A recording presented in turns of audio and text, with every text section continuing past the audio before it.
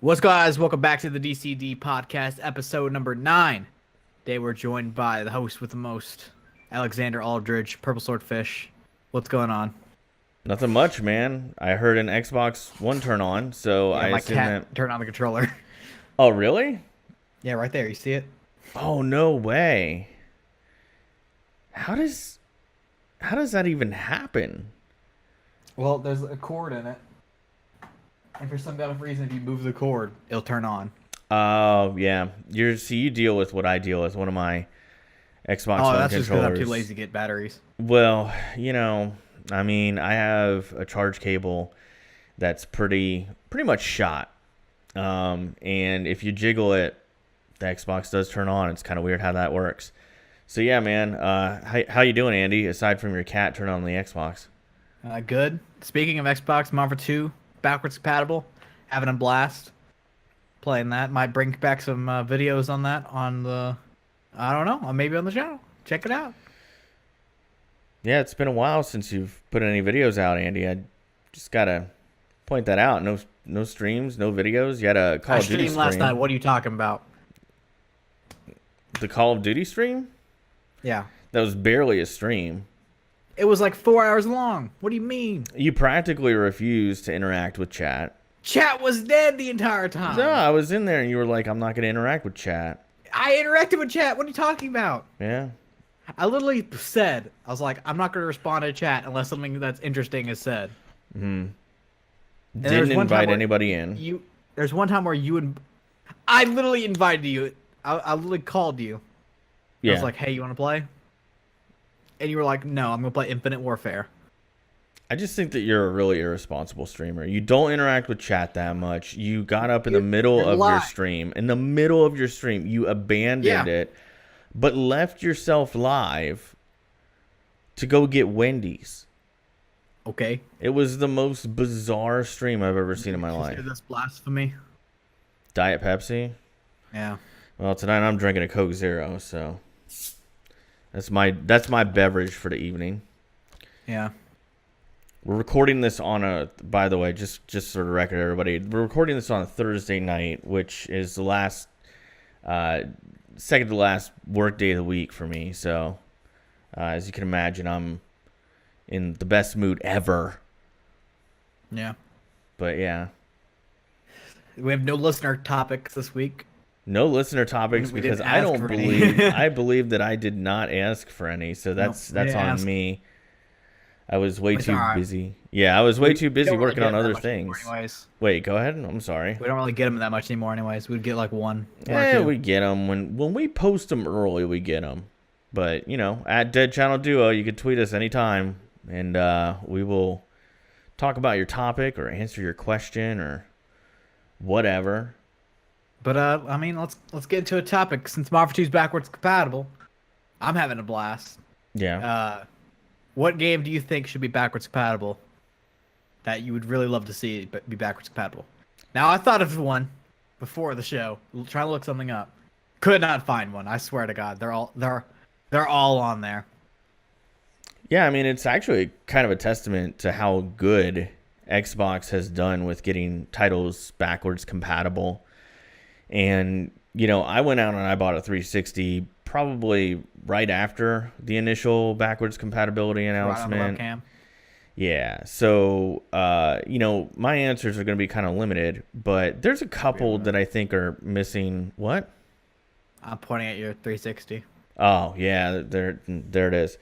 I recently moved it, but yeah, like there's a couple that I think that are missing.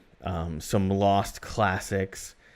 The Sonic 06s, the Duke Nukem Forevers. I think it's backwards compatible. I know those are not backwards compatible. I've I checked. think Duke Nukem is. Pretty sure it isn't. And I would not call Duke Nukem a classic. I think it's a classic. I think it's a classic because it was in development forever, and it just never came out. And then it got revived by, if I'm not mistaken, Gearbox got a hold of it, and they finally got it out. But That reminds me, classic like memory on 360. By the way, Yeah, it was Gearbox. But classic memory. My friend rented it and was playing it, and some guy joined our party. We used to play with. We called him Pancake. He goes, "Wait, are you playing Duke Nukem?" My friend's like, "Yeah," and he's like, "Wow, you're cool," and then left. You know, I have a lot of good memories with that game. I bought it well after it had come out, and I thought it was pretty good.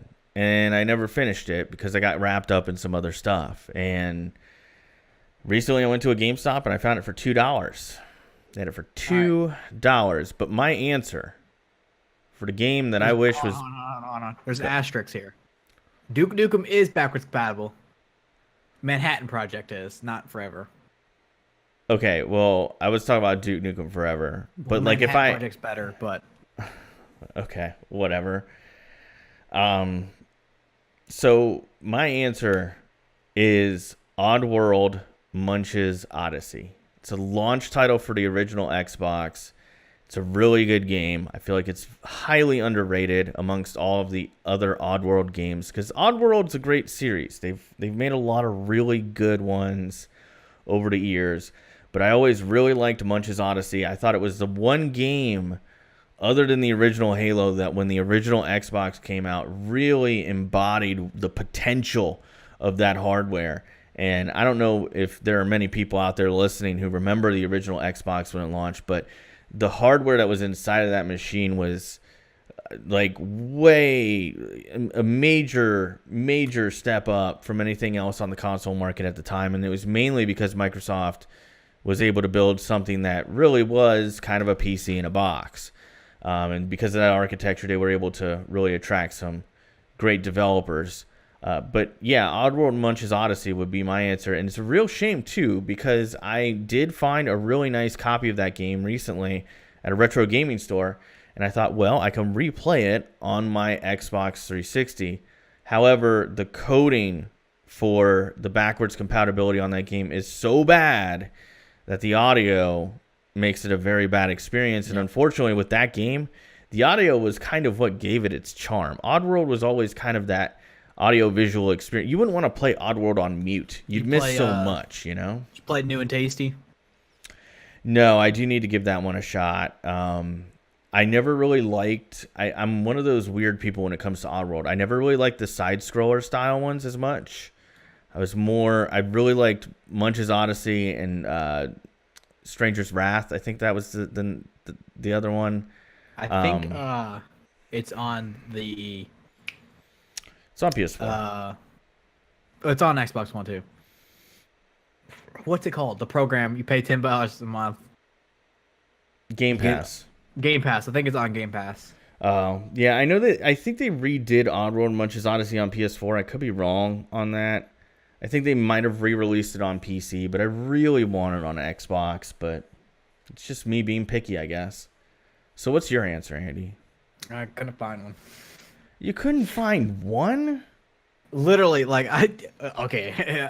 I went to Metacritic. I looked up the top 500 games rated on Xbox 360 to be backwards compatible. And, I mean, you kind of cheated, I guess. I mean, I didn't think about Xbox OG games because those are backwards compatible. I was thinking about 360 games. Well, what's an OG Xbox game that you'd like them to redo? Because they announced that program, and there's been very few titles that have. If you go on Microsoft's website, they announced that at E3, and I thought, they'll add, the only 20 game or 30. I tried was Star Wars, the BioWare game. Star Wars. Wow, I'm blanking on everything tonight. Knights of the Old Republic. It's not Knights of the Old Republic, something like that. KOTOR. Yeah, you got it. But it's now we're using OG Xbox games. Obviously, my answer has to be Simpsons Hit and Run or Simpsons Road Rage. There's a couple really good ones that I think would be great if they could get them. I don't know if it's on that list. I'd have to pull it up. But like Midnight Club 3 Dub Edition jumps out as I accidentally open a browser on the wrong screen. Sorry about that, everybody. Psychonauts. Psychonauts is another one that I would say really needs to be on the Xbox I'm sure it'll come out One. before the second one comes out. It should be, but it was one of those when I recently found, again, I went to that retro game shop that I really like, and I really want to go back there, but I need some money. Because anytime I go there, it's like I spent $100 between me and Ashley, and I found that really, really nice copy of Psychonauts, and I was like, wow, it would be kind of cool to pop this in the Xbox One. I look on the website and it's not there. I mean, it's just, to me, that's a classic, That's a classic that should be on there. But, it's a really limited list. Like, and they're mostly like... You know if Oblivion's backwards compatible? Oblivion? Yeah. Talking about Elder Scrolls 4? It is. Yeah. Never mind. It is. Yeah, I mean, there's a couple. Another one that I really think would work well would be Grand Theft Auto San Andreas. Pretty sure it is. It's not. I'm looking at the list right now. And that really stinks. It is. Is it? Well, then I must be looking at an old list here. I'm looking at the alphabetized list on Xbox.com. Well, look at you. They got GTA, GTA 4. They don't have Vice City. So that's another one that kind of shocks me. Well, oh, it's a games on demand. You can't just pop. Oh no, you can. It says right here you can actually pop the Xbox disc version in there. Yeah, I mean there's a lot. I know it's really because there's so few users that use backwards compatibility depending on who you listen to. Sony will tell you that less than 10% of people use backwards compatibility at all, but Xbox will tell you differently. And I point to Call of Duty as a good example of that. I know when they made Call of Duty Black Ops 1, I think maybe it was 100,000 plus players at the time. It was ridiculous how many people were on there. And then Modern Warfare 3, boy, talk about messing up the market, because I saw game stores, mom and pop video game stores, selling used copies of Modern Warfare 3. Or is it Modern Warfare 2? Modern Warfare 3 was backwards compatible like 2 months ago. Oh, okay. Okay, Mod 2 then, as you would call it. That game... I saw him selling it for as much as $16.95 today. Which is kind of odd because you can download it for $14.99. The digital copy is it was $20 when it first came backwards compatible, and so many people bought it that they made $15. I mean, it's got to be. God, can you imagine being Activision right now? You make a game backwards compatible. That's doing probably better than your current game. Ooh, slam. I mean, it shows true test time. Marvel 2 is 9 years old, and still people were playing it before it's backwards compatible. Like I could hop into a game and just have fun, no hackers. Side question to all this: so when you're buying a console, like let's say the next console generation comes out, and you can only buy one console for whatever reason. Does backwards compatibility factor into your decision at all, or no? Not at all. Okay. Don't care. I also, with that, speaking of day one, like, if you're thinking like games that come out day one for the Xbox One, most of them were already on the 360. There wasn't that many games that were original. I think Forza 5 was the only one that was new. You give me that face. I don't think you have that correct there, pal. That seems like a. Let's look this up. Xbox One launch games. I know they had some Rise, Son of Rome. I mean, okay. Killer Instinct. They had not that many new games, though. Well, there were a lot. I mean, but that happens every console generation. I don't care what you say. Like, Battlefield 4. I mean... That wasn't new. No, I know, but what I'm saying is, like, it came out at a time where it's like they can't leave everybody behind. Like, all the games weren't new. Like, Assassin's Creed 4 wasn't new. Battlefield 4 wasn't new. FIFA wasn't new. Madden wasn't new. Lego Marvel wasn't new. Call of Duty wasn't new. Need for Speed Rivals, I'm pretty sure came out on 360 too. You know, I'm looking at this list. You got Crimson Dragon, that's one. Dead Rising, Dead Rising 3. Killer Instinct, Fighter Within, and Zoo Tycoon. I don't know. I guess I remember the Xbox One launch differently than a couple other people do. I know my launch titles I bought were Ghosts and 2K. And midnight release, do you remember? Even if you had the disc, how long it took you to download a game? It took me like 8 hours to download a game off the disc. No, it didn't take that long for me. I was playing Need for Speed real quick. No, I mean, I came home. So GameStop ran a really good promo where you could get, if you had Battlefield 4 on the Xbox 360 or the PS3, you could trade it in that night and get Battlefield 4 for $5. So I did that. It's the same thing with Minecraft. Yeah, so I did Battlefield 4. I did I skipped Dead Rising 3, Forza Motorsport 5. I got Loco Cycle right after launch. Loco Cycle, awesome game, by the way, if you haven't played it already. It is good if you're an achievement hunter, but it's also a really fun game. I had a lot of fun with it. Need for Speed Rivals and Rise Son of Rome were also really good. Rise is all right. At the time, it was really cool. I mean, if it released now, I still have the same opinion. After like 3 hours, it just gets repetitive. Yeah, I mean, if it released now, I don't think it would have done as well. I feel like that was the Rise Son of Rome is the quintessential launch title. I give it credit because most launch titles, like if you look at a console generation, all the best games come way later than the release date. Yeah, I mean, I would say that the PS4, if we were to look at the PS4 launch list, we would see a lot of the same. I think we would all. Oh, that game that everybody was so hyped about that really. Everyone loves Knack. Well, I've never even played it other than a demo. I played the demo of it, but I know that it has it's a pretty notorious game in the PlayStation community. 54% of Metacritic and 5.9 on IGN. So, speaking of video games, before I guess this podcast, I will say, has definitely got quite a few video game topics, and then we go to sports. Oh, I looked up the PS4 launch title. They do have a classic game that was launch title. You ever play Resogun? Mm-mm.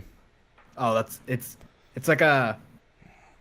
It's not really. It's like side scroller, but it's like a 3D plane, where it's like a circle, but you only look at one half and you like travel around the circle. And it's like Space Invaders. That game is awesome. You should try it out. I mean, maybe I will. Maybe I will one of these days. So I just thought this was something that, like, you want to talk about thinking outside the box, like. Xbox One is doing this program now where they will have you commit for 2 years to pay $35 a month, and they'll give you an Xbox One X, which I believe is a $550 piece of hardware last time I checked. Somewhere between $500 and $550 depending on when you buy it, where you get it from. And all you have to do is commit to paying $35 a month for Xbox Live Gold and Xbox Live Game Pass, which, if you go off of the MSRP, you're getting $60 a year, $120, and then that'd be $240, so $360, no pun intended, plus, let's just say $500. It's $860 worth of value. It's not really that much of a markup. Even if you were to get a good deal on Xbox Live Gold or not use Game Pass, like, it amazes me how Microsoft is doing something. Like, in my mind, that is the definition of a loss leader. Like, they can't be making money on that. That is just like, that is simply to get you in the ecosystem, in my opinion. Yeah. I don't know the price of the Xbox One X, but I do. It's $500. I know this for the. You see the Fallout 76 special collector's edition comes with a white Xbox One X, a white Elite controller, white wireless Turtle Beach headset.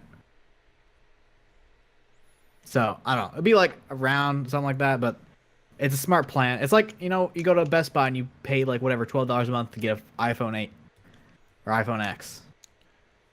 Well, after the 2 years, I mean, you technically own the Xbox One X, and I don't think they're going to come repo it anyway. But so I'm looking at the MSRP right now. It's $499 if you look at the MSRP. So here's the thing about it. Like, I feel like this is great for. I say this all the time about Xbox Live Game Pass, but I'm going to say this even more about this.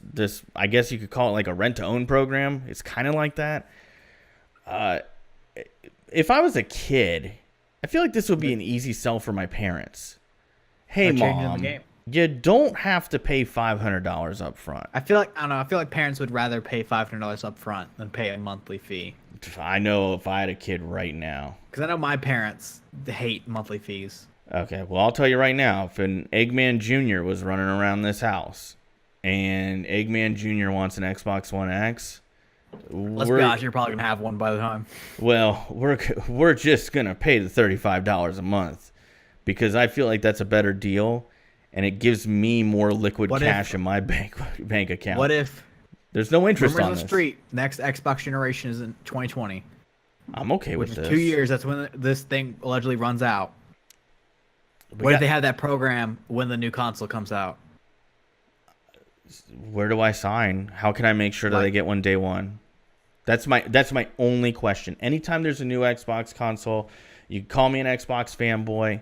I even have the screen name on IGN's video game boards to this day is Xbox fanboy. There aren't even numbers behind it. Okay? Like the OG fanboy. Yeah, I am the OG Xbox fanboy on IGN. And people used to give me so much hate over that, but I was an Xbox guy, man. From the minute it got announced, I was like, I want this console because it's basically a PC in a box and developers are going to friggin' love it. And they did. And Xbox went to x86 technology and architecture, and developers loved that, and it helped them big time. Anyway, my point is, when it comes to Xbox Ones, I don't care if they go with a model like that. Just tell me how I can make sure I get it day one. Unless they do something stupid. And when I say something stupid, I mean something really Would you rather stupid. Pay the $500 or go with monthly program? I'd rather just go with the monthly program. If it's a commitment for 2 years, and then after that I own the box, and then I just got to figure out how I'm going to pay for Live, and I could drop the Game Pass if I want. I could drop the Live if I want. I'm pretty sure Game Pass comes with it. It does. And so does Xbox Live. Yeah, it does. But what I'm saying though is the deal that you're signing is you're signing yourself away for 2 years. You're saying I will keep this subscription for after 2 years you cancel it. I don't know what you do with it. I mean, I'm sure there's a lot of people out there who play on Xbox Live Silver. Little British kids, I'll tell you right now, if you have a code for a 14-day trial of Xbox Live, they'll edit a video for you, okay? Like the Xbox One, you can play multiplayer. You can join parties without gold. Yeah. I mean, you could do a lot. I mean, I haven't bought gold in like 3 years. Wait, what? Yeah, I haven't. We play online. You can play online with silver. You can play Madden online with silver? Wow, I didn't know that. What the hell am I paying for then? I mean, I haven't paid for it, so in like 3 years. It's that or I steal it from whoever I share my thing with, but we didn't talk about that. Oh, okay. Okay, keep that on the DL. Anyway, I mean, I'm okay with this monthly fee thing. I think I think options are always a good thing for consumers. If you give people the option of both, I think people will love it. I mean, Sony, jump on board, man. I would tell Sony could do the same thing. There's no reason they can't do the same thing. This is very Xbox One fanboy talk. This whole podcast right now. No, it's not. But speaking of Xbox One, the news. Have you heard that they're trying to buy more studios? Like they announced at E3 that they bought like a crap ton of studios, but they want more studios now. If I was a Sony guy, I'd be like, Microsoft's just trying to buy their way to great exclusives. But as an I mean, Xbox, they are. I know. They literally are though. Like they're like, you guys don't want to make exclusives for us? We'll just buy your studio, and you have to make exclusives for us. Is it not a savvy move? I mean, it's Would smart. you not do the same thing if you had the opportunity? Andy, if you made a cheese company, okay? If you had a cheese company and there were all these people who could make certain cheeses that everybody wanted that you couldn't make. That's called monopoly. No. By all the cheese companies, and then you're the main cheese company. Sargento, move out of the way. But seriously, like, shout out to Dino Master. He knows all about Sargento. But, like, seriously, I mean, it's like one of those things. Like, and do you not think if you owned a video game company and Microsoft came to you with the Godfather offer, the offer you couldn't refuse, Andy, do you think it's a hard sell to your employees? All of a sudden, we have pretty close to unlimited funds. Yeah. Like, Microsoft bankrolled 2 Human. Like, what if they did like a Django Unchained, and they're trying to buy BioWare, but instead they buy all of EA just to get BioWare? You know, there was that rumor going around that Microsoft was looking at buying EA, and Microsoft and EA have always had a really, really good relationship. And that goes all the way back to Peter Moore being the head of Xbox for a while, and he used to be the head of Xbox, and he moved to EA, and they've had a really good relationship for a while. And honestly, I think Microsoft would probably bring good things to EA. I don't think it would be good for video gamers, because I mean, I would hate to see Madden not on PlayStation. Well, they made it all exclusive. Madden, Battlefront, Battlefield. I don't think they could make it exclusive. Something tells me Microsoft would have a smart person who'd be like, you know, hey, we're gonna make less money doing that. Even if they bought it, I feel like they'll be on both consoles because it'd be stupid to take it away. I think people would go to Seattle and riot if that happened. Yeah. Like same thing with Minecraft. Like Minecraft, Microsoft owns it, but it's on everything. Yeah, I think it would be kind of like that because like Minecraft's a really good that's actually an excellent example because Minecraft is a big money maker, and if you were to limit it just to Xbox, I think they'd find something else, you know. And I think that it'd be a really sad day where if you couldn't see FIFA and Madden and like the sports titles, you could probably sell me on making something like Star Wars. What if this situation happens? Xbox buys EA. They keep all the games on both platforms. Mm-hmm. Besides MVP Baseball, is Xbox One exclusive? That makes sense. That's just business sense right there.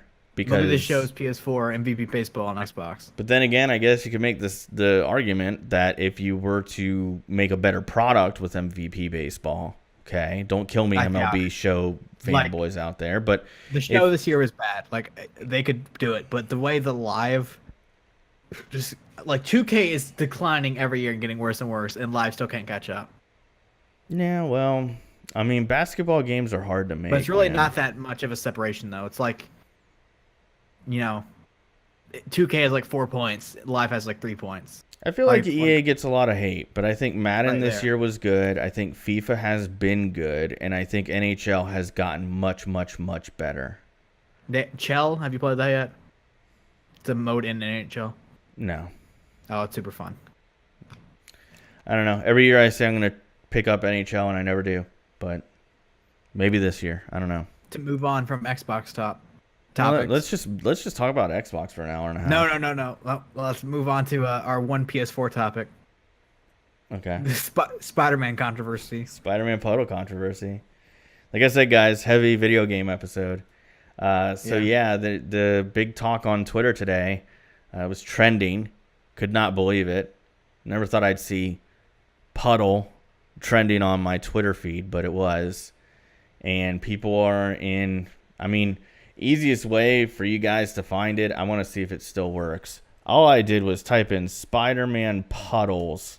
Yeah, it pops up on Google. Yeah, that's all you have to do, and you'll find it right away. And basically, Spider-Man fans are very upset about a screenshot and a video of what was supposed to be gameplay, and it had really, really nice looking puddles. Like just, oh man, if you were a puddle guy, you'd just be losing it looking at these puddles. And then somebody found a comparable image in a newer build of the game, and they're saying that the puddles are different. Same exact spot. Okay, well then there you go. I mean, I don't know. I'm having a hard time trying to figure it out. Who's lying? Who's telling the truth? The developers come out and said that it's due to lighting and light sources. There was another claim that one of the photos was uploaded in a compressed form and the other one wasn't. And I don't know. I'm not really an image expert. I want to make that really clear. I'm also not a video game developer. But I got to be honest. At the end of the day, isn't it a little silly, Andy? Like, do you think there was a guy out there? I'm sure there was, though. Especially after how somebody complained today on Twitter about something totally unrelated. And I was like, wow. But relating to video games, getting something for free and complaining about it. But do you think there's a guy out there who is like, dude, the puddles, they're not the same. I'm not buying this. Do you think there's anybody out there? By the way. What? I put the picture of the puddles in the chat anyway. Yeah, there's obviously going to be someone up there that's like that. Really? But like, I feel like it's people like being unaware of things and getting mad about things that have been going on for years.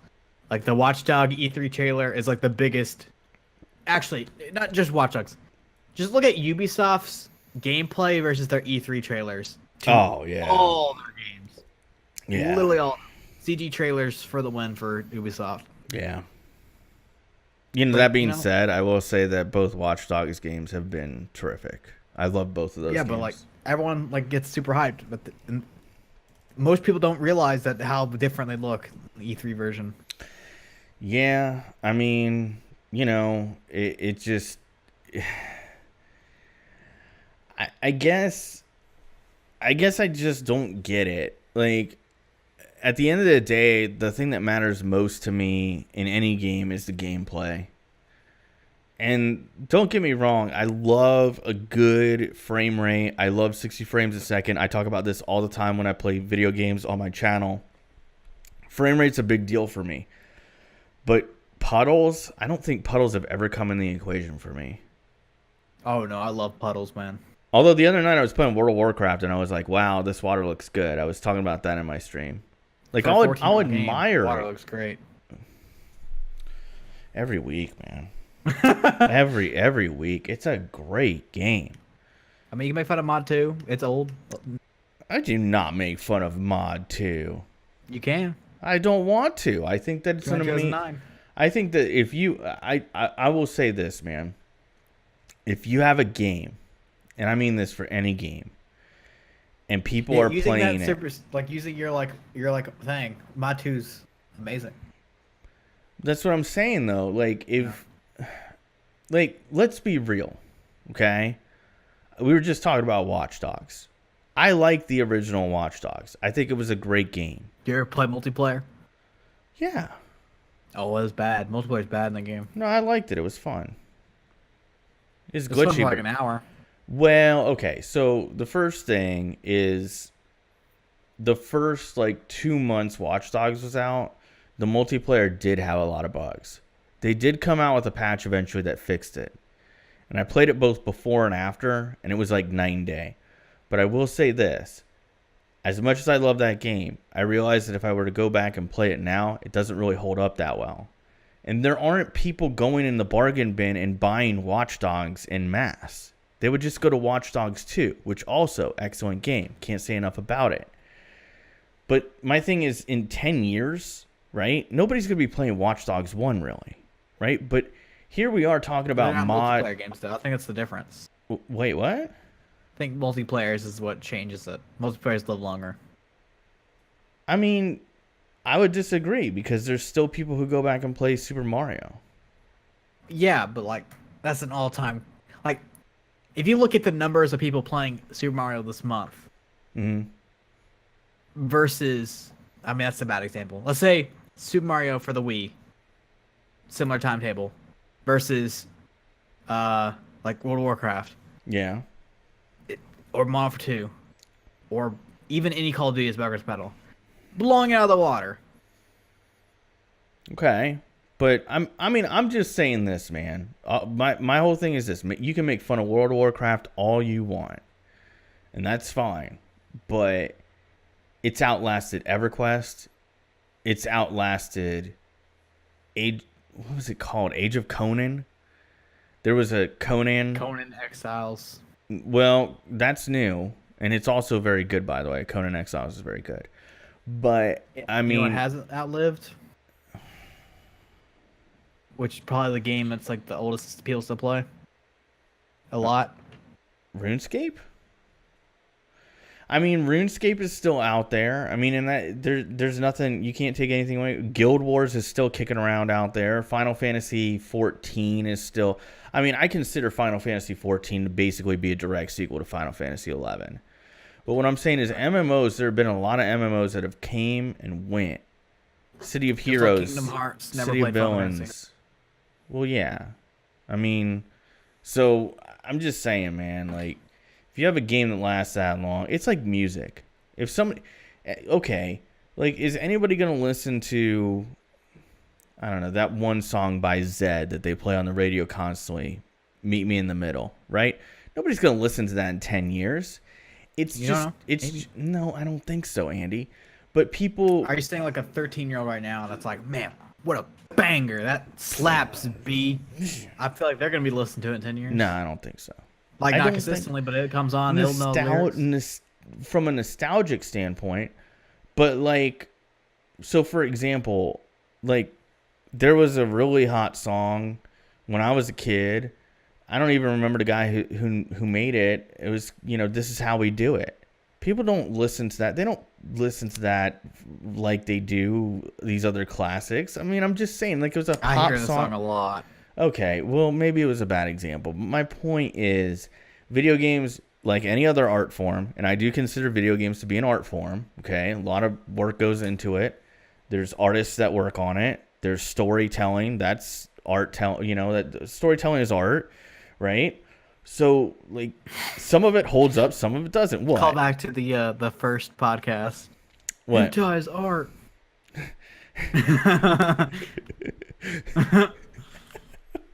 Shut up.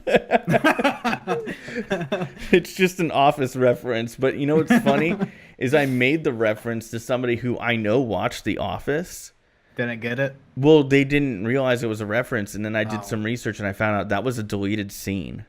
Yeah. So, like, you would only know that if you, like, had the DVD or researched or whatever. But anyway. But I'm just saying, man, World of Warcraft. By the way, I've been streaming that a lot lately on my channel. It's been a lot of fun. Thanks to everybody who comes out to those streams, including you, Andy. You were on the Discord for a couple of them. Nah, I don't know. You don't remember? You and Bobby, we talked about Deadpool Blu-ray sleeves. Remember that? Yeah. And I cut you guys up after like 40 minutes. It was so funny. Yeah, that was great. But yeah, man. The one Bobby was talking about, like the list he was talking about, was the OG Deadpool. I found that out like after the stream. And the one I was referencing were the new Deadpool 2 ones. They did twice. So to circle back to Spider-Man on PS4, are you buying the game? No. Okay. Because that Puddle man, just I can't believe. I didn't expect it. I didn't expect it. I know I threw it up. I didn't know about the Puddle until like an hour ago that you told me. I know that I kind of gave you the alley-oop, and I was like, well, you could slam it home, but I didn't expect you to. I'll be honest with you. I want to buy the game, but I realize I don't have the time to play it, because right now I'm putting so much time into Madden and so much time into Spider-Man, and then not Spider-Man. Oh my God, what did I do? So much time into World of Warcraft, and then I'm also doing a couple series on my channel right now. Like I recorded a ukulele episode today, and then I have another World of Warcraft series that I'm working on. Like, I'm just not gonna have the time to play Spider-Man. It looks great though. Puddles aside. I think it's going to be a great game, and I hope that maybe I can catch it on sale, because I would like to play it in the future. As a big Spider-Man fan, as a kid reading the comics. It looks really good. And I have a lot of faith in Insomniac, too, because the last game that I played of theirs was Sunset Overdrive. Did you play Sunset Overdrive, Andy? No. Man, they gave that game away for free with the console, and then they eventually put it on Xbox Live Games with Gold. So most people have it sitting on their Xbox. It is a great game. Do not be fooled by the fact they gave it away for free. You know, game terrific they gave away for free. That's pretty good. What's that? Forza 2. Came with the Xbox 360. Oh, did it now? I didn't know that. Yeah, like after later on, like a couple years later, it just came with it. Oh, wow, you're taking me back, bro. Cause that's early, like 2007-ish. Yeah, because I was working in the GameStop in the Altamont Mall, and I thought I was I'm not gonna finish that, but I really thought I was hot stuff working in that mall because that was a good store. I made a lot of money there. But yeah, man. Is your shelf still behind you? That little. Yeah, it's above me though. My webcam's kind of oriented because I got this new TV, man, and it's kind of oriented a little bit taller than my other TV, but I like it. Anyway, so neither one of us is buying Spider-Man, but it has nothing to do with Puddles. Oh, completely to do with Puddles. I want them to troll. I really want them to do this because I've seen developers do this. Well, no, do that, or maybe do like an update in the future, and then like in the update notes put like the entire grounds of puddles. Just put in a note, just put like, oh yeah, increased puddle physics or something. Like I want them to troll people with that. Well, if they do like a weekend where like the whole entire ground is in one big puddle. I mean, you wanted puddles, you're gonna get puddles. You wanted puddles. We're gonna that's their like trademark. It's like Skyrim with puddles. Puddle DLC. You want your puddles? You pay $4.99. You need to buy the DLC to get the puddles. Yeah. This is like horse armor in Oblivion. You're gonna pay for it. Speaking of horses in Oblivion, what a segue. In Skyrim, what's the name? You get him from doing the Brotherhood. The horse you get in Skyrim. Dude, you're asking me to go way back in my memory. Well, his gimmick is he doesn't die. Shadowmere is his name. Yeah. And I had him for like an hour. I lost him, and played for like 6 hours more without saving. So I played the entire game without Shadowmere. I wish I could comment on whether that's like a big feat or not, but I really don't remember much about Skyrim. Like horses, help you travel faster. Shadowmere, his gimmick is he doesn't die, so you don't have to go out and get a new horse. Yeah, I just remember. Also, I'm pretty sure he's the only horse you can tame. See, I got Skyrim day one on 360, and I found out the other day that most people I know that played Skyrim have played it on Xbox One or PS4. I have it on Xbox One. I have not played it. I bought it for nostalgia reasons. Yeah. Which is weird to say, but I'm so young I can say it. I mean, I think that, something that's been out for 7 or 8 years, it's kind of nostalgic in a way. I've been realizing recently, Xbox One is 5 years old now. This November will be fifth birthday. I mean, that's why when you said if Xbox comes out with a new generation in 2020, would you be okay with it? The timeline adds up. I know there's going to be people out there who are going to say it's too soon. But the 360 was 8 when the Xbox One came out. And if it comes out 2020, the Xbox One will be 7.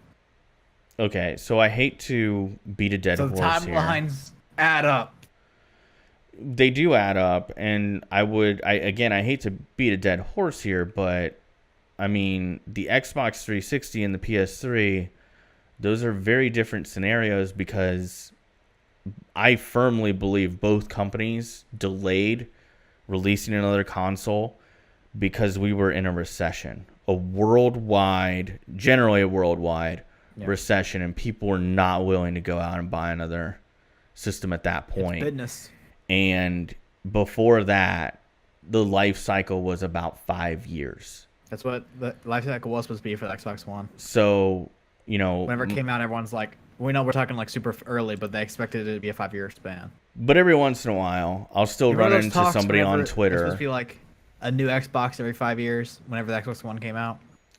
Because, I mean, that was the original plan. Xbox wanted to stick with the generally accepted rule of a new console every 5 years. And, you know, I'm okay with it. Because if you had a PC, if today I built you a PC that was top of the line, right? And I throw an i9 processor in it, and I throw in DDR4 RAM, and I give you a 1080 Ti graphics card, like some of the best stuff on the market. 5 years from now, I guarantee you would have already rebuilt that PC, swapped out parts, done compartmentalized upgrades. You would not have the same PC 5 years from now. If at E3 this year they were like Xbox 2 TOO coming out this year in November, would you get it? I mean, I can't say this enough. I know I'm coming across as the world's biggest Xbox fanboy right now. If you told me it was coming out tomorrow, Day one price $800. Ashley, I don't know how we're going to come up with the money, but we're going to have to. I mean, that's... Get a second mortgage on the house. But I think they know. I think that they know that $500 is pretty much where it maxes out. I think with the Xbox One X being $550... I think next generation will be $400. I think next generation... I think $400 is a sweet spot. I think... Because that's where PS4 did and boomed. Yeah, and the Xbox One, you know, doing the $500 because of the Kinect... You know, I think that was a huge misstep. I to this day, I think it's their biggest misstep. I also think that had they not done the Kinect and had they released one for $399 without the Kinect, $399, it would have been... I think that was like the climax of them being stupid. I think the biggest misstep was being online all times and all that stuff. Online 24/7. But to walk that back, I think that given the initial... I mean, now, like, you can see what their vision was. But, like, back then, no one liked that. Well, I hate to break it to those people, but it's kind of moving in that direction. Yeah, but, like, still. The days of unplugging your console from the internet to keep away the boogeyman, those are over. I'm really sorry to say that. And at this point... You know, with it being 2018, if you don't have a home internet connection, I don't know how you survive. Like, you can't even get a job. You can't even apply for a lot of jobs now. I guess you could go to, like, a library and maybe use their free internet or something like that. Go to a Starbucks, use free Wi-Fi. But, I mean, like, here in my local area, you can get internet for $20 a month. And they actually have... low-income assistance programs where you can get it for $10 a month. I feel like internet has become a utility, and I think technically it's considered a public utility at this point. So, I mean, I think that we're at that point where I don't know that I would make it a requirement, but you can't even keep a PS4 off the internet that long, and after a while, things start running kind of crazy. I know Xbox is that way. Also, the days of coming home, popping a game in your console, and not having a day one update, those are gone. I hate that it's that way. I really do. But, like, a great example is Tony Hawk Pro Skater 5. When that came out, there was a day one patch that if you didn't download it, the game was broken. Yeah, I buy games digital, so... the updates just happen, so. Well, yeah, I mean, and that's the other thing, too. Like, even as a physical media guy, okay, I love physical media. I realize it's kind of dying out. You have to be realistic. Well, if the next console generation was like, no physical copies, we're done. I don't think they can do that yet. I think there's too many places where the internet speed isn't good enough. Where it might be good enough to do an update. It might be good enough to do a download over a significant amount of time. But I think you still, especially with the move to 4K content. So, like, a really good example is Forza. Forza 7, they were talking about the size of the data that they're putting on the disc and then the size of the data that you would download. And they're pretty equal. And I couldn't imagine telling someone, I don't know, in the Midwest who gets something like 10 megabits per second that they need to download 140 gigs worth of data instead of 70. 70 is already a tall order. That's a hell of a... I mean, that's a hell of an ask, man. I think that physical is going to be here for at least one more generation. And then I think after that, I could see Microsoft moving to a game subscription service, which is crazy because in the 90s, I remember when the internet was kind of new, there were a lot of sites where you could go and you could pay like $9.99 a month, $19.99 a month, $29.99 a month, and it would give you this bucket full of games on your PC that you could play, and good games too. Yeah, like World of Warcraft. Oh, by the way, before we move on to sports topics, okay? Because I know we've talked about video games for about 50 minutes now. This has been the video game podcast. I just want to point one thing out. Andy, next time you complain, if you ever come to me and complain about videos not doing well or people not watching videos, I'm going to tell you, you know what? I don't want to hear it because I came through, okay, as your buddy Purple Swordfish. I created a poll that I forgot to mention last week. Yeah. 18 votes, 78% of voters stated that they would love to watch a Let's Play series with Andy.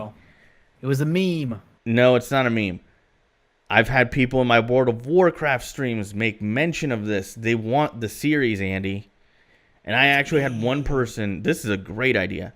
I had one person say that all they wanted me to do, and I think this is terrific, we should do it, where like you just put me like in the corner of the screen on webcam, and I just make comments about how you're doing. I think that's great.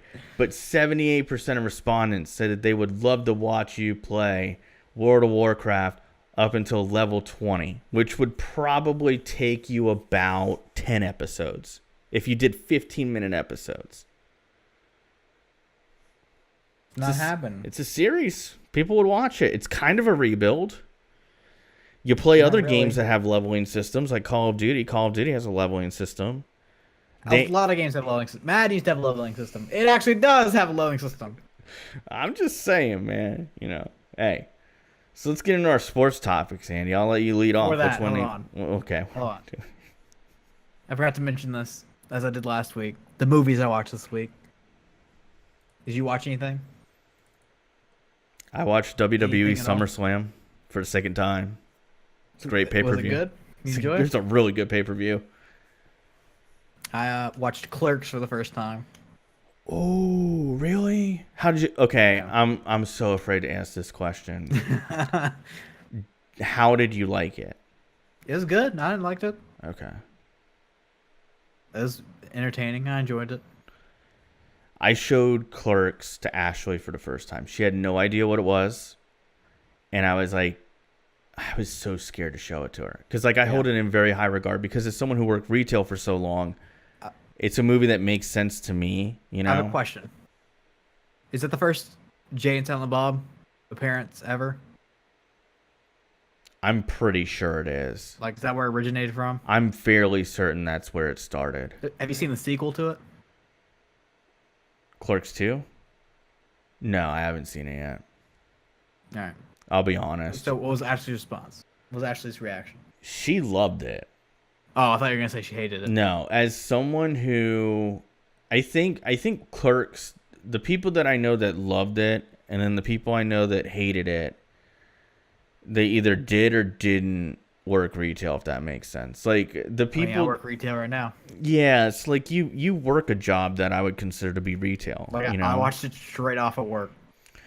So, but then there's a lot of people who I think don't get it because maybe they never worked a job like that. But yeah, man. I also watched one other movie. Oh, what's this? Was The Happy Time Murders, new movie in theaters. Which I heard tanked at the financially. I don't know if it's good or not. 5 out of 10 is what I gave it. Mm.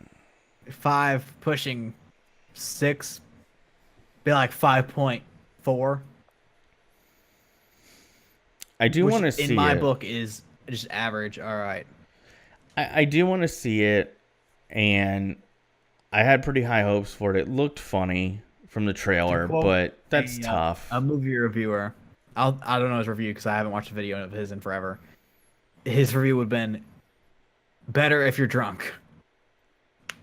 I would assume a lot of comedies would be that way, but I am looking forward to checking it out. I'll probably check it out when it goes to home release. Just to be honest with you, I watch so few movies in the theater. Yeah. Just because I don't really care for the experience that much. Watch anything else this week? Nope, that was all. I watched some TV, but it doesn't matter. Watch some TV, okay. I'm watching a TV show that I don't want to talk about because it's embarrassing. Oh, come on, man. You got to give it to us. Riverdale season 2. Riverdale? Yeah, it's a girls show. What the hell is Riverdale? Oh, it's such a girly show. It's like a girly drama. Oh, it's on CW. Yeah. Oh boy, this looks like something like Pretty Little Liars, like just. Yep. Oh man. Yep. Andy. What? What do you? Just out of curiosity, what do you see in it? I don't know. It's pretty enjoyable though. Oh, it's enjoyable. Okay. Well, I mean, hey, if you enjoy it, don't. What is this? And then it's pretty decent. I think we all have those things. So like I talked about it. Holy crap. This has Cole Sprouse in it. He was one of the Yeah, he's like the main actor. No way. Well, yeah, he's like one of the main characters. Good for him. The way the story is told is he's making a book and he's like the story is what he's writing. Yeah. So like it'll like cut to him like writing his story, but it's about other characters. But like he's the main character as in he's making the story, like he's writing the story. Mm-hmm. But it follows the other person as the main character. That makes any sense. No, that doesn't like they've done stuff like that before in like movies like Stranger Than Fiction, right? So I don't know, man. It's kind of weird that I just saw that Cole Sprouse is one of the main people on that show because I was about to say one of the guilty pleasures that I used to watch when I was about your age. Sweet Life of Zack and Cody. Because my sister loved that show. Great show. She's amazing. She's way younger than I am. We're the same age. Yeah, she's 15 years younger than I am, and yeah, man, I like Sweet Life of Zack and Cody, Hannah Montana, Wizards of Waverly Place. I've probably seen every episode, and I've seen the movies as well. Yep. And I gotta say, man, if I was a kid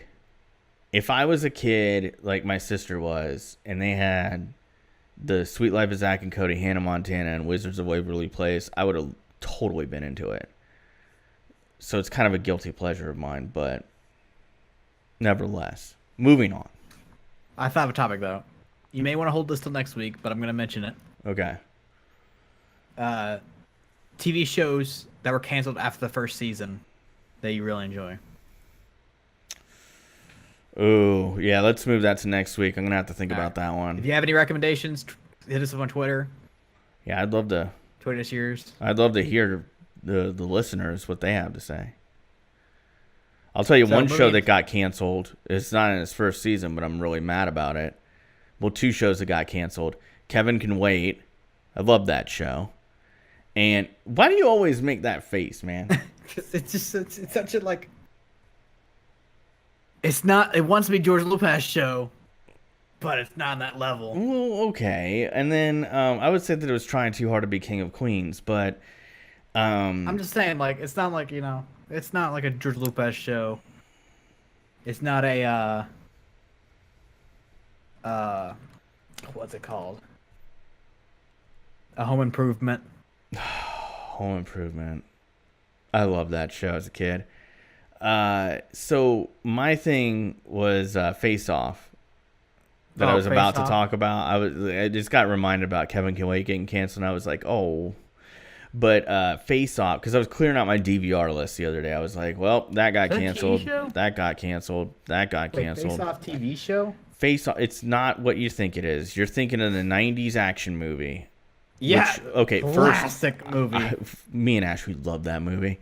But classic. It is. It's an absolute classic. It's like both one of my favorite John Travolta movies and one of my favorite Nicolas Cage movies, and I love both of those guys. All the Nick Cage memes are from that movie. Like most of the memes, besides like the bees. Many of them are. I mean, yeah. Nick Cage was outstanding in that movie. Travolta was outstanding, but nevertheless, Face Off. It's a competition show where they do like sci-fi related makeup and applications to make like themed characters that would prospectively be on a TV or Ashley met some of the people that were on the first season of that show, and then she got into it. And then when we got together, she got me into it. And I've watched like 7 seasons of it, and Sci-Fi canceled it. And I hate you, Sci-Fi. Sci-Fi Network, if you're out there, I hate you.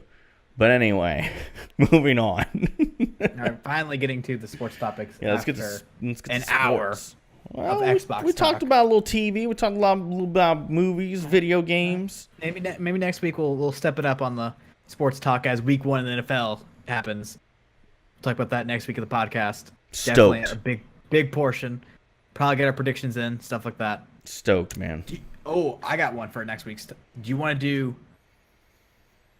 division predictions and playoff predictions? Yeah, we could do that. Or playoff. Do you want to do division and playoff, or just playoff predictions? No, let's do all of it. All right, we'll do like a NFL Week 1 special. Cool. On top of the TV talk that we already mentioned. But all right, the Kansas too early stuff. Okay. So first rumors. Khalil Mack has been rumored to be on the trade market. They're asking for 2 first-round draft picks. Khalil Mack, the apex predator of the NFL. The sack attack from Silver and Black Khalil Mack. What's your thoughts? I don't know that they'll get 2 first-round picks. That's a pretty big haul. Here's where I'm at with it. I think Khalil Mack is a good player. I think he makes a big difference on defense. I don't think he makes enough of a difference to where I would give up 2 first-round picks. Unless I think that I'm a playoff team and they be really low-level picks. So it's like 100% a win-now move. The last time I remember a team that was in a win-now situation trading away 2 first-round draft picks was the Bucs doing it in 2002 for John Gruden.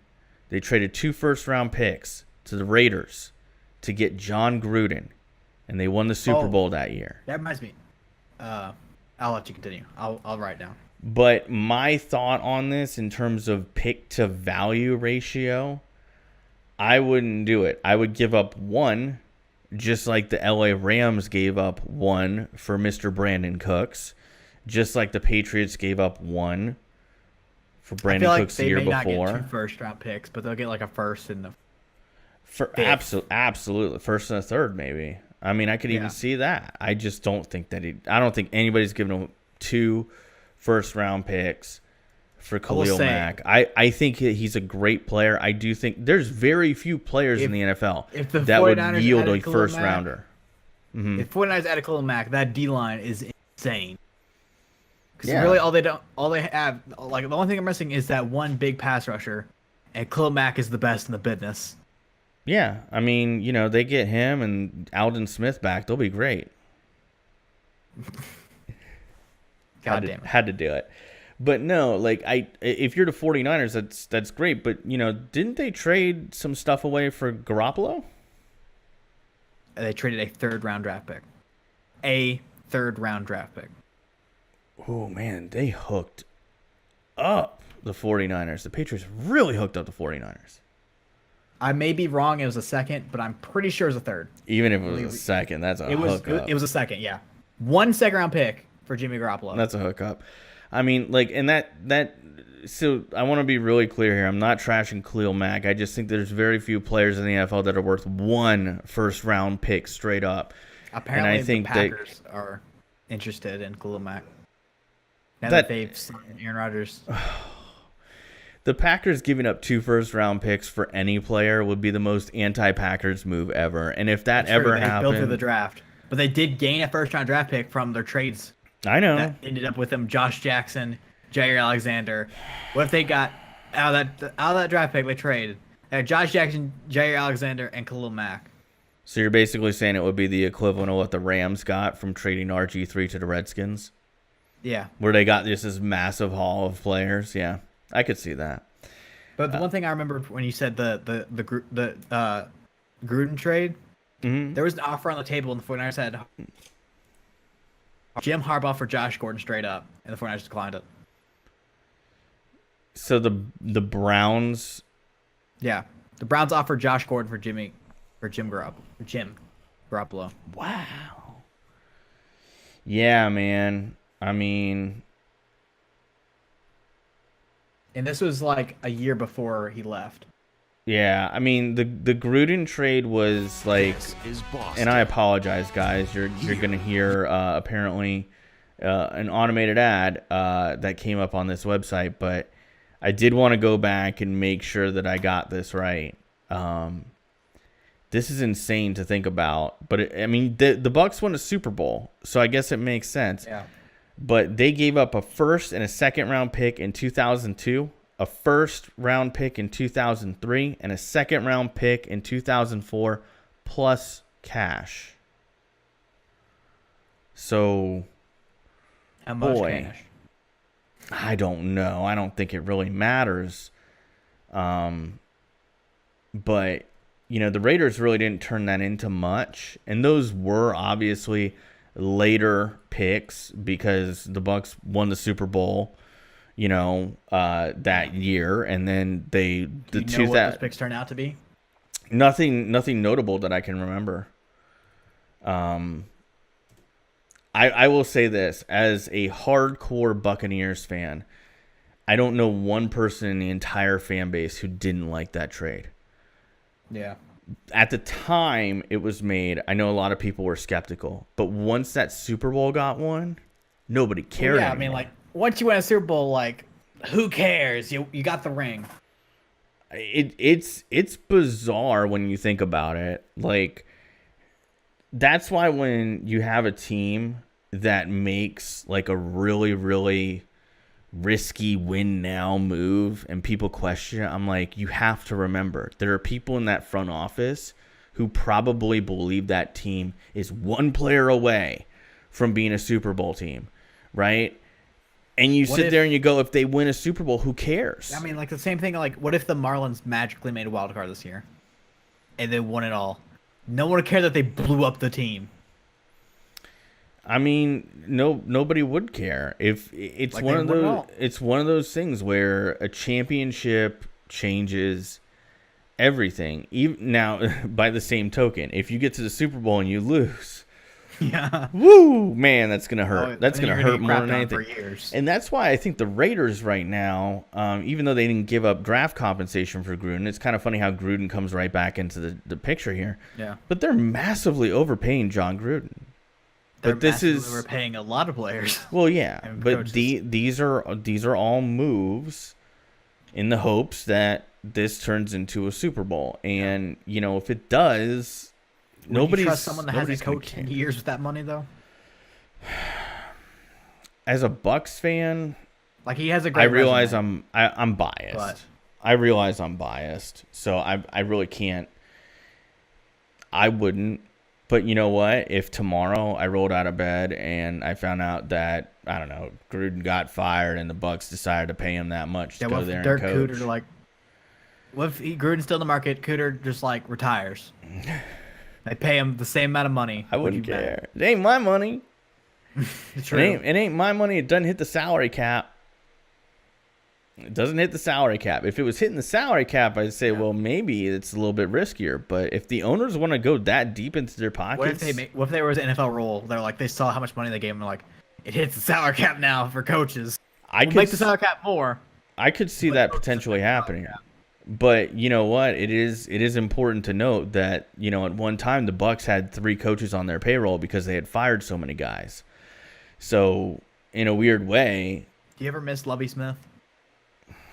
I didn't think Lovie Smith deserved to get fired. I think that he was in a bad situation. He made a bad decision. Not a bad decision. He made a good decision that backfired. He hired a great offensive coordinator, an offensive coordinator that was so good that the team said, we can't lose this guy. Yeah. So we'd rather fire you to promote the guy that you hired because we think he has more potential. I can't hold that against Lovie Smith, and I thought he did a good job. Yeah, I think the worst thing is his next job, which is still currently his job, is coaching at Illinois State. I don't know, man. Not even close to being a ranked football team. Unfortunately, we just don't know the terms of his buyout with the Bucs. You know, we don't know if he just took that job just to have something to do, or if he just took it because he was desperate for money, or it might have been that too. I mean, it happens, you know, like they had to buy him out of it. He had a lot of years left. I want to say he had 3 years left on that deal. And I think they were still paying the other guy before that. Shiano, I think it was.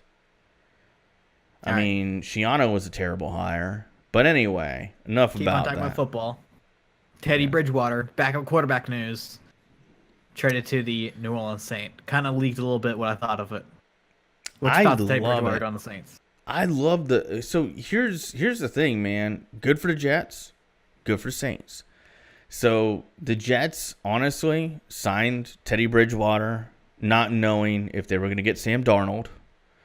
We all know that they were probably targeting Sam Darnold in that draft. They made some moves in the draft to ensure that they got him. Makes sense. Good move. I think Sam Darnold's a winner. You know, they have Josh McCown. Josh McCown looked pretty good last year. You see the thing where they Josh McCown and Sam Darnold like move their hair back synchronized? That was weird. It's like, yeah. So I like Josh McCown. He had a bad year here in Tampa. That wasn't his fault, in my opinion. You know, he was just asked to do something that I don't think he was capable of doing. He's one of the best backups in the league. He is one of the better backups in the league, and I think that last year he showed that he can still do quite a bit as a starter if he's asked to do that. But I think, you know, most teams, we all know this, only carry 2 guys on their roster, and you're not going to pay Teddy Bridgewater. And you're not going to pay Teddy Bridgewater $6 million to be a third-string backup, especially when trade offers are rolling in for the guy. I think the Saints got a really good player that can slide in immediately as a second string. I don't even know who New Orleans' backup was before this. I was thinking about that when we started talking about their backup for years was Luke McCown. Yeah, but he's gone. Yeah. Is he? Let's look this up. He's still on the Saints. Well, then there you go. But I think that Luke McCown. He's retired. Oh, okay. I was gonna say Teddy Bridgewater. He retired on 4/20/2018. Blaze it. Anyway, I think Bridgewater is a good, solid backup. I do want to be really clear. I talked about this on Twitter, so if you follow me on Twitter, you know already. But I think that it's very premature, and I think it's very short-sighted. Some of the people that were on Twitter talking about the trade saying, oh, yeah, Teddy Bridgewater is going to take over for Drew Brees after this season. You know, Drew Brees is in the hot seat. I don't think Drew Brees is going anywhere. I know I made it really clear last week that I think Drew Brees is amazing, first ballot Hall of Famer, greatest Saint of all time. Drew Brees will play until Drew Brees doesn't want to play anymore. But if Drew Brees were to get injured, boy, Teddy Bridgewater's a great guy to plug in. To quote Brett Coleman,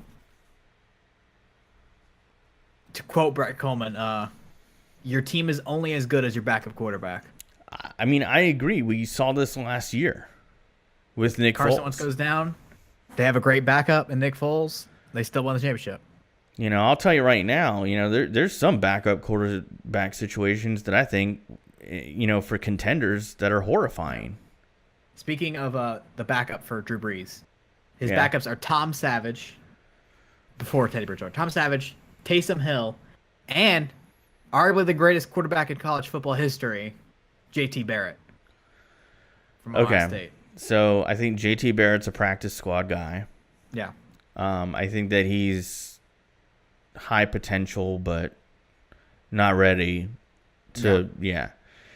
And then Tom Savage, I don't have many nice things to say about Tom Savage.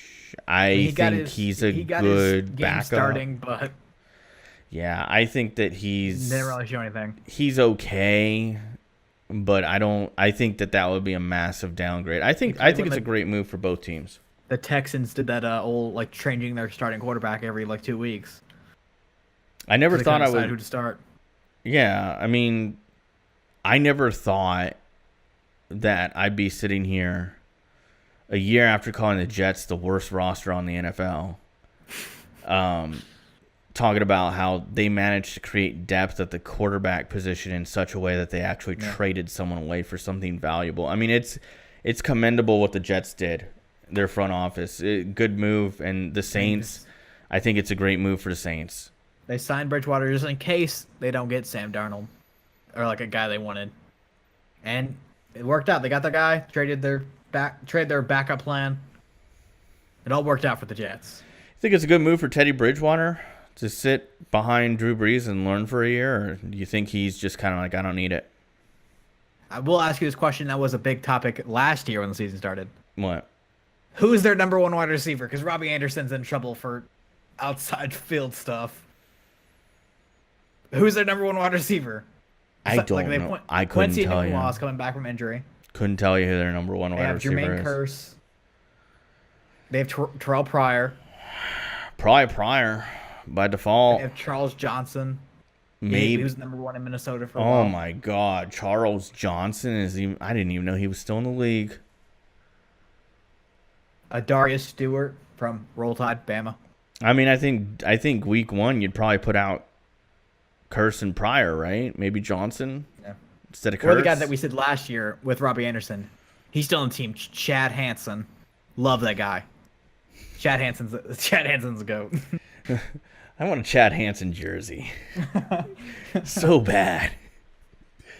Well, I mean, I think it'll work out for Teddy, and I think it is actually kind of a good story because I think, that catastrophic injury.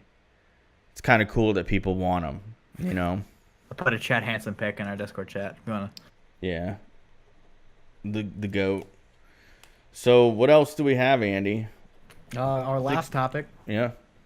Is the newly, as of 2 hours ago, new New York Yankee Andrew McCutchen added onto the team.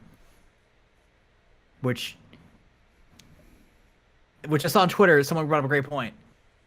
If you think of why would the Yankees make this trade, it's probably because they're scared that Aaron Judge's wrist isn't going to heal.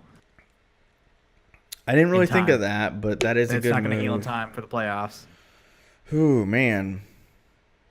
Wrist injuries are kind of tough, especially when you're a power hitter.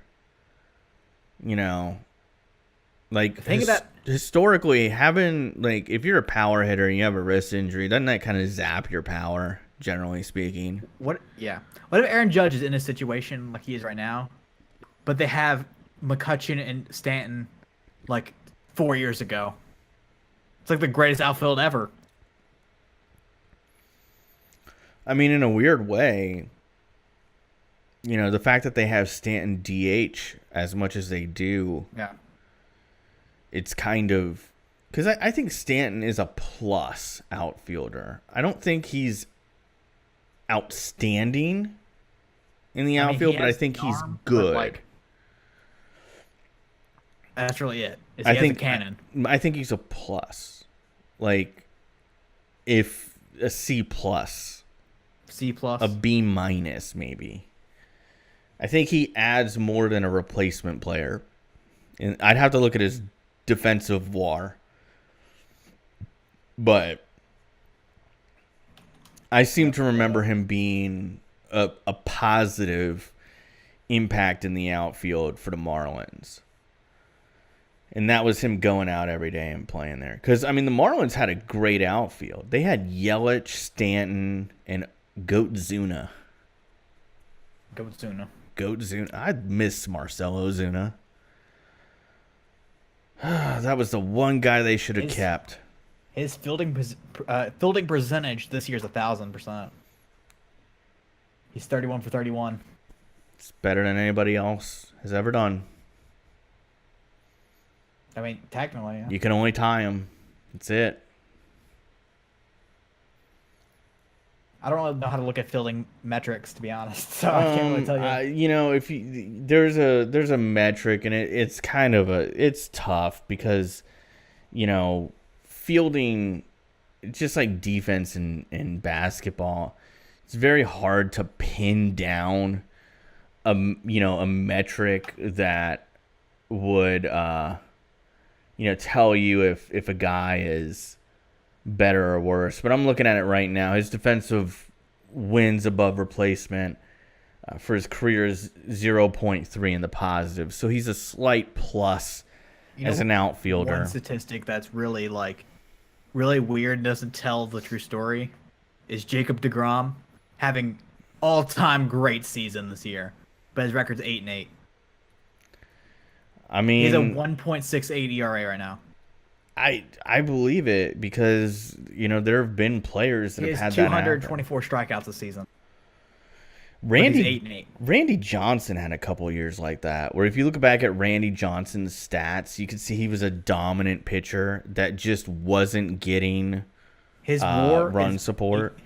DeGrom's WAR is 8.2, so it literally means if he wasn't playing, he wasn't going to get those 8 wins. Like, the Mets wouldn't have got those 8 wins. Yeah. I mean, I'm looking at Andrew McCutchen. His defensive wins above replacement as a career is -6. So, it's not really going to help you in the field as much as you would maybe hope.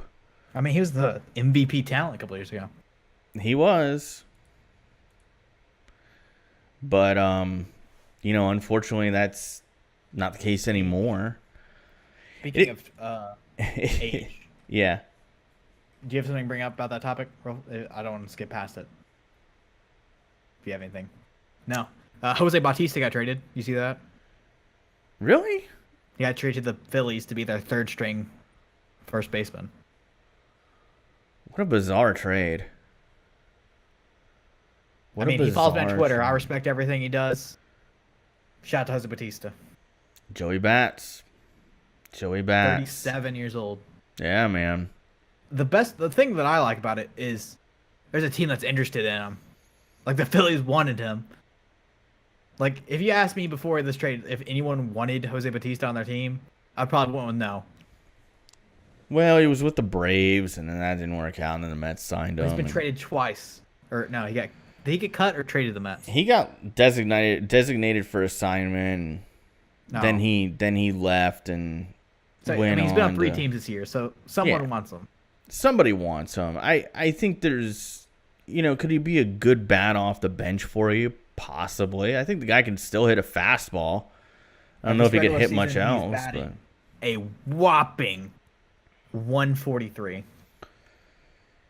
I don't know, man. Because this time of year, a lot of times, either you bring up a kid from the minors to be a bat off the bench, or you go out and you get a veteran. You know who the Red Sox are bringing up in that time period? I don't know. Legend, Brandon Phillips. There you go. So, since you just talked about the Red Sox, that's usually where we sign off. You talk about how great the Red Sox are, and that's the end of the podcast. This week I don't have that great of a topic. They got swept by the Rays. We got that going for us. But they rebounded, and they got a series against the Marlins, so that should be pretty good for them. Both games against the Marlins, they almost lost. I know. And came back. I know. They were down 2 runs at the Marlins and scored 11 runs. And won. I mean, it's the Marlins, dude. They're going to the finish line. They're winning. They slip on a banana peel. Red Sox win. Also, they almost lost against the White Sox today. They were down 4-0. Came back 9 unanswered points. Won. Hate to see it. Yeah, you just hate to see it. Hate to see it. Well, real quick before we wrap up, couple. Also, Yankees lost. Hate to see it. Sorry, I had to mention. Yankees lose. Yankees lose. Yeah, I love that meme. I just have to go over a couple things here. A couple, I guess, news items regarding the podcast. So number one, I want to say thanks again for downloads this month. August has been our best month by far. And then even as I mentioned it on the last, and Andy went away for some reason. Even as I mentioned it on the last episode, it blew up again this week. Like it's crazy. We're actually on track to maybe double last month's numbers. So thanks for that. I want to thank everybody out there for listening or giving us a shot or watching even on YouTube. The other thing is this is really exciting for me.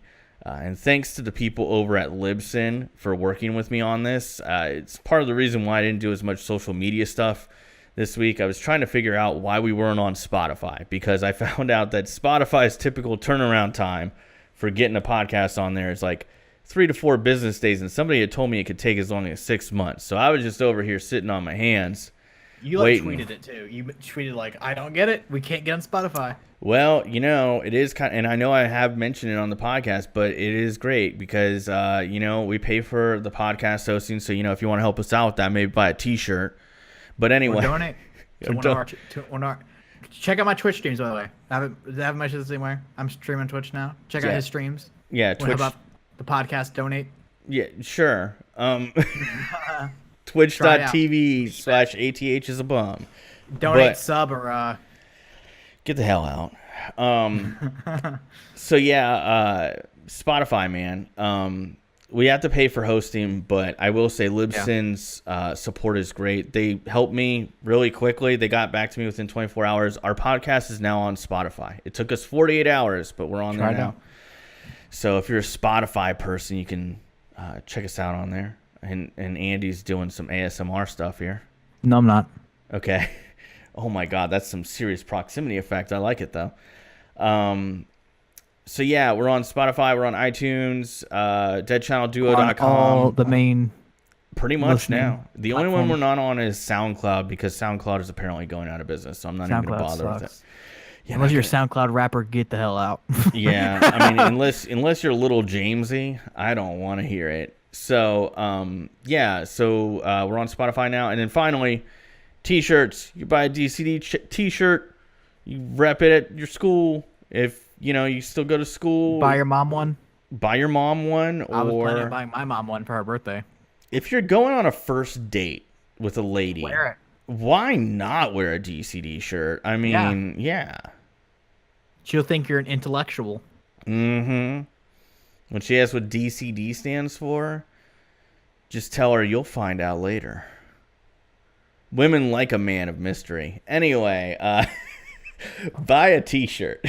Buy a t-shirt. There's been like 4 minutes of self-promoting, so... Well, no, I had to tell my Spotify story. So thanks, Libsyn, and thanks to the people who reached out to me on Twitter and told me a little bit about how Spotify does not take 6 months to approve your podcast. And it's actually pretty cool because iTunes is number 1 and apparently Spotify is number 2 in podcast downloads. So looking forward to that. I'll exit us out. Hopefully Alabama wins their first game against Louisville. Honestly, actually, Western Kentucky plays Wisconsin, big game. Each city in college footballs. Who does UCF play again? I forget. I don't even remember right now. You gonna watch? Probably enjoy not. Some college football week 1. I'm not. Hopefully really you guys enjoy it. I'm not a college football guy, but I'll probably watch a couple games. I mean, this podcast will come out like we're exactly between all the games when we're recording it. This is ending, so hopefully it's a good week. We may talk about it next week if there's anything interesting. But that's gonna be it for the Dead Channel Duo episode number 9, and that's it for the Dead Channel Duo show. Deuce. See you next week, guys. Bye.